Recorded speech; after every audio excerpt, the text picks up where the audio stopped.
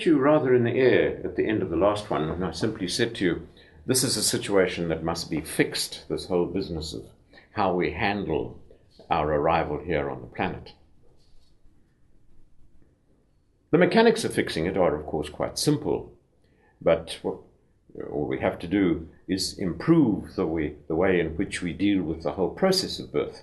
We need to be a lot more aware, treat our babies and our new arrivals as sentient, thinking, feeling beings, and not some sort of insensate lump of matter, which is the way in which we tend to treat them at this time. The bright lights, the unfeeling, almost uncaring, and that's a harsh thing to say, I'm aware, uncaring way in which we handle them.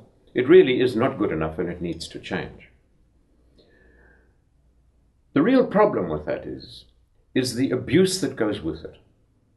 Because in my philosophy, this matter of the abuse redounds through the rest of our lives. And we pay a heavy price for it in terms of the way that we think about ourselves and the way in which we react in our relationships. Picture the scene. For me, it is really very difficult to imagine anybody or anything undergoing the current birth process and then arriving at the other side of it with anything like a decent sense of self-esteem. This is very well known, that if anything is abused like that, the self-esteem goes out of the window. Now, if you start off your life with a low self-esteem, what chance does that give you later on? When you start to enter into all sorts of different relationships. Of course, in the case of the birth process, it's exacerbated because our parents don't have too high a sense of self-esteem either. After all, they went through exactly the same process. And there's one thing that babies do. It is said, for example, that there are 356 muscles in the face. It is well known that our dogs react to that muscular twitch and then tailor their behavior accordingly. Babies are no different. It has now been empirically demonstrated that if mum walks into the room, as she hoves into view, as she becomes visible to baby who's lying in its cot, the baby's behavior changes.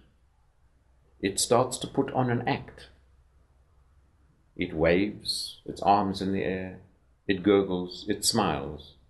It pushes out the pheromones, those wonderful smelly things that make babies smell just too edible for words. We adapt our behavior to the circumstances in which we find ourselves. And if your self-esteem is not in a good place, then your adaptation is not going to be that great either. We are seeing this today. Relationships are not in a good place. Our young people are not behaving particularly well. Young men are lost. They really don't have too much of an idea of how to behave.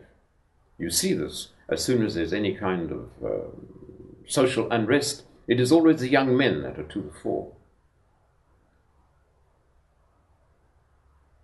And for me, this kind of negative behavior comes out of just one thing. One thing. We're not too sure of who we are.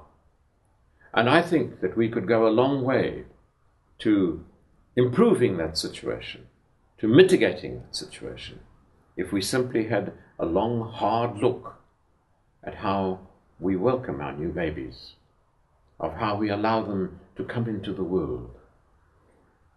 If we could gentle that, and by implication say to them, welcome, it really is nice to see you, I believe that we can truly change both their lives and therefore ours.